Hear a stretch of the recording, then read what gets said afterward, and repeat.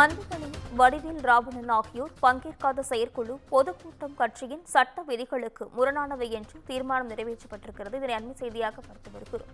ஜூலை 20 அன்புமணி தலைமையில் போராட்டம் என்றும் தகவல் வெளியாக இருக்கிறது. இதுகுறித்தான முழுமையான விவரங்களுடன் செய்தியாளர் சிவகுமார் இணைப்பில் இருக்கிறார். வணக்கம் சிவகுமார், இது குறித்தான விவரங்களை பதிவு செய்யுங்க. அதாவது பாட்டாளி மக்கள் கட்சியின் அரசியல் தலைமைக்குழு கூட்டம் கட்சியின் தலைவர் மருத்துவர் அன்புமணி ராமதாஸ் தலைமையில சென்னையில இன்று நடைபெற்றது.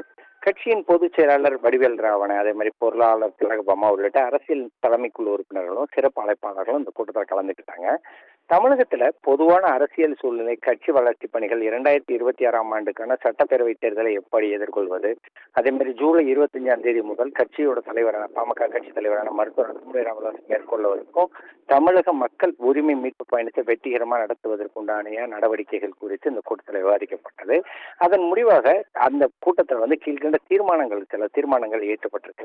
எப்படின்னு பாத்தீங்கன்னா, பொதுக்குழுவால் தேர்ந்தெடுக்கப்பட்ட தலைவர் அன்புமணி ராமதாஸ் அவரோட செயற்பாடுகளுக்கு துணை நிற்கவும் அவரோட கரங்களை வலுப்படுத்தவும் பாட்டாளி மக்கள் கட்சி உறுதியேற்கிறது குறிப்பிட்டதோடு இல்லாம தமிழ்நாடு அரசியல்ல மாற்றத்தை ஏற்படுத்த வேண்டும் என்ற நோக்கத்தோட மருத்துவர் துவங்கிய 16/7/89 துவங்கிய பாட்டாளி மக்கள் கட்சி தமிழக மக்களின் உரிமை குரலாக செயல்பட்டு வருகிறதுனோ அவர் நிறுவனராக கொண்டு செயல்பட்டு வரும் இந்த கட்சி தமிழகத்தில் நடைபெற்ற பல்வேறு அரசியல் மற்றும் சமூக மாற்றங்களுக்கு காரணமாக இருந்திருக்கிறது.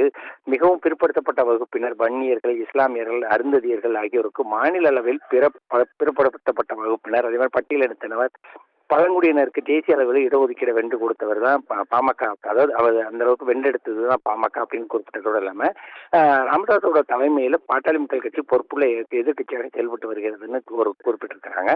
அதே மாதிரி இந்த புகழ்கள் இதற்கெல்லாம் புகழ் சேர்க்கும் வகையில பாட்டாளி மக்கள் கட்சியை தொடர்ந்து வழிநடத்தி செல்ல போவதாக கட்சியின் தலைவர் அன்புமணி ராமதாஸ் கடந்த ஏப்ரல் 12 அறிக்கை வெளியிட்டிருந்ததை இந்த கூட்டம் நினைவு கூறுறதாகவும், இவரது நிலைப்பாட்டை பாட்டாளி மக்கள் கட்சி ஏற்றுக்கொள்கிறதுன்னு குறிப்பிட்டிருக்கிறவங்க, பாட்டாளி மக்கள் கட்சி அடிப்படையில் ஜனநாயக அமைப்பாகும்னும் கட்சியின் நிறுவனரான மருத்துவர் அவர்களை பாட்டாளி மக்கள் கட்சி எப்போதும் கொண்டாடுகிறது, போற்றி வணங்குகிறதுன்னும், அதே நேரத்தில் கட்சியை முழுவதுமாக வழிநடத்தி செல்வது பொதுக்குழுவால் முறைப்படி தேர்ந்தெடுக்கப்பட்ட கட்சி தலைவரோட பணியாகும்னு குறிப்பிட்டிருக்கிறாங்க. பாட்டாளி மக்கள் கட்சியின் அனைத்து அதிகாரங்களும் பொதுக்குழுவால் முறைப்படி தேர்வு செய்யப்பட்ட மருத்துவர் அன்புமணி ராமதாஸுக்கு மட்டுமே உண்டுன்னும், பாட்டாளி மக்கள் கட்சியின் அமைப்பு சட்ட விதி 15 படி கட்சியின் பொதுக்குழு, செயற்குழு, அரசியல் தலைமைக்குழு ஆகியவற்றை பொதுக்குழுவால் தேர்ந்தெடுக்கப்பட்ட தலைவர் தான் நினைவு கூறி நடத்தி ஏற்ற வேணும் அப்படின்னு சொல்லி நினைவு கூறுவதாகவும் குறிப்பிட்டிருக்கிறாங்க. அதே மாதிரி பாத்தீங்கன்னா, வன்னியர்களுக்கு இடஒதுக்கீடு வழங்க மறுக்கும் திமுக அரசை கண்டித்து அன்புமணி ராமதாஸ் தலைமையில வரக்கூடிய ஜூலை 20 போராட்டம் நடைபெறுவதும் அப்படின்னு சொல்லி அறிவிச்சிருக்கிறவங்க, தமிழ்நாட்டில் அரசு மற்றும் வேலை வாய்ப்புகளுக்கு வன்னியர்களுக்கு இடஒதுக்கீடு வழங்கலாம்னு உச்சநீதிமன்றம் ஆணையிட்டு இன்றுடன் ஏறத்தாழ 1194 நாட்களாகியும் இதுவரை வன்னியர்களுக்கு இடஒதுக்கீடு வழங்குவதற்கு திமுக அரசு ஆக்கப்பூர்வமான எந்த நடவடிக்கையும் மேற்கொள்ளவில்லைன்னு குறிப்பிட்டிருக்கிறாங்க. வன்னியர்களுக்கு இடஒதுக்கீடு வழங்குவது குறித்து பரிந்துரைக்கும்படி தமிழ்நாடு பிற்படுத்தப்பட்டோர் ஆணையத்திற்கு ஆணை வழங்கப்பட்டு 30 மாதங்கள் நிறைவடைய உள்ள நிலையில இதுவரை இடைக்கால பரிந்துரை அறிக்கை கூட வழங்கப்படவில்லைன்னு தெரிவிச்சிருக்கிறாங்க. தமிழ்நாட்டின் பெரும்பான்மை சமூகமான வன்னியர்கள் முன்னேறிவிடக்கூடாது என்பதில் திமுக அரசு உறுதியாக இருப்பதை இதை காட்டுவதாக குறிப்பிட்டிருக்கிறாங்க. தமிழ்நாடு வன்னியர்கள் இடஒதுக்கீடு வழங்க சாதிவாரி மக்கள் கணக்கெடுப்பு தொகை நடத்த வேண்டும் என்ற உச்சநீதிமன்றத்தின் தீர்ப்பில் எங்கும் தெரிவிக்கப்படவில்லைனோ, எனவே அதை காரணம் காட்டி காலம் தாழ்த்தாமல் ஜூலை 18க்குள்ள, அதாவது ஜூலை 11க்குள்ள நாளுக்கு நாள் தமிழ்நாடு பிற்படுத்தப்பட்டோர் ஆணையத்திலிருந்து அறிக்கை பெற்று வன்னியர்களுக்கு உள் ஒதுக்கீடு வழங்கப்பட வேண்டும் அப்படின்னு சொல்லி உயர்நிலைக்குழு வலியுறுத்துறதாகவும் தெரிவிச்சிருக்கிறாங்க. மேலும் அன்புமணி ராமதாஸ் அவர்கள் தலைமையில மாபெரும் மக்கள் திரள் போராட்டத்தை நடத்துவதும் பாமக தரப்பு இதுல அரசியல் தலைமைக்குழு ஒருமனாக தீர்மானிக்கிறதுன்னு போட்டிருக்கிறாங்க. அதே மாதிரி பாட்டாளி மக்கள் கட்சியின் 37வது ஆண்டு விழாவை தமிழகம் மற்றும் புதுவையில் சிறப்பாக கொண்டாடப்படணும் அப்படின்னும், அதே மாதிரி 36 வரக்கூடிய ஆண்டு 36 ஆண்டுகள் முடிந்து 37வது ஆண்டு துவங்கக்கூடிய நிலையில பாமக கட்சியில் சாகித்ய வகை அதிகம்னும், அரசியல் வரல அதை பாமக சாகித்ததை அரசியல் எழுத முடியாது அப்படின்னு சொல்லி தெரிவிச்சிருக்கிறவங்க, என்னென்ன நன்மைகள் செய்தது என்பதை மக்களை கொண்டு செல்வது, அதாவது பாமக என்னென்ன நன்மைகள் மக்களுக்கு செஞ்சது கொண்டு செல்றதுக்கு இது ஒரு சிறந்த தருணம்னு குறிப்பிட்டிருக்கிறாங்க. அதே மாதிரி அரசு கல்லூரிகளை முதல்வர்களை நியமிக்க வேண்டும்னு வலியுறுத்தி பாட்டாளி மக்கள் கட்சி சார்பில் மாணவர் அணி தரப்புல போராட்டங்கள் நடைபெற உள்ளதாகவும், தமிழகத்தில் உள்ள 180 அரசு கலை மற்றும் அறிவியல் கல்லூரிகளை பாதிக்கும் மேற்பட்ட, அதாவது 96 கல்லூரிகளில் முதல்வரே இல்லைனும், 9000க்கும் அதிகமான கூடுதல் உதவி ஆசிரியர் பணியிடங்கள் காலியாக உள்ளனவும், இதை உடனடியா இப்போ இந்த பொறுப்பேற்று திமுக பொறுப்பற்ற திமுக அரசு உடனடியா இதுக்கு இடத்தை நிரப்பணும் அப்படின்னு சொல்லி குறிப்பிட்டிருக்கிறாங்க.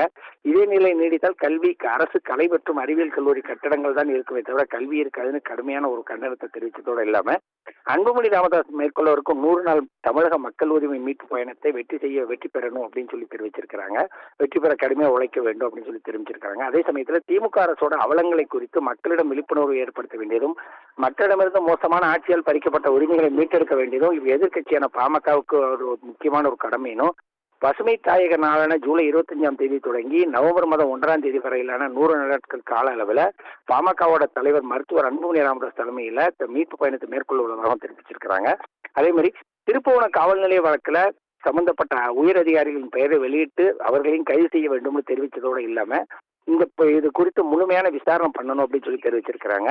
பெண்களும் குழந்தைகளும் வாழ தகுதியற்ற மாநிலமாக தற்போது தமிழ்நாடு மாறி வருவதாகவும் சட்ட ஒழுங்கை பாதுகாக்க தமிழக அரசு முறையானபடி பாதுகாக்கணும் அப்படின்னு சொல்லி தெரிவித்ததோடு இல்லாம திமுக ஆட்சிக்கு வந்த பிறகு இதுவரைக்கும் தமிழகத்தில் 7500க்கும் மேற்பட்ட படுகொலைகள் நிகழ்ந்திருப்பதாகவும், தமிழகத்தோட எந்த திசையில் திரும்பினாலும் போதைப் பொருட்கள் உள்ளிட்டவைகள் அதிக அளவில் இருக்கிறதாகவும், சட்டம் ஒழுங்கை உடனடியாக பாதுகாக்க உறுதியான நடவடிக்கை மேற்கொள்ள வேண்டும் அப்படின்னு சொல்லி தெரிவிச்சிருக்கிறாங்க.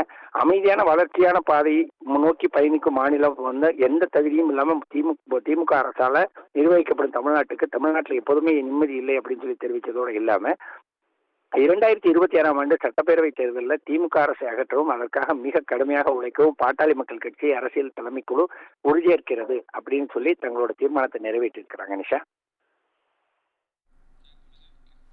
சிவகுமார், உங்கள் முழுமையான விவரங்களுக்கு நன்றி.